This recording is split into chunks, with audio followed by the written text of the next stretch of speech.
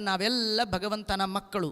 ಭಗವಂತ, ನಾನು ನಿನ್ನ ಮಗು, ನಿನ್ನ ಮುಂದೆ ಕಿರಿಯವ, ಸಣ್ಣವ ನಾನು ಅಂಥೇಳಿ ಯಾರು ಆ ಭಗವಂತನ ಬಳಿ ಪ್ರೀತಿ ಭಕ್ತಿಯಿಂದ ಹೋಗ್ತಾರೆ. ಇನ್ನೊಂದು ಪ್ರಸಂಗ, ಇದೇ ಅರ್ಜುನ ಯುದ್ಧ ನಿಶ್ಚಯ ಆದ ಸಂದರ್ಭದಲ್ಲಿ ಕೃಷ್ಣನ ಸಹಾಯ ಕೇಳಲಿಕ್ಕೆ ಇಬ್ಬರು ಹೋದರು. ಒಂದು ದುರ್ಯೋಧನ, ಇನ್ನೊಂದು ಅರ್ಜುನ.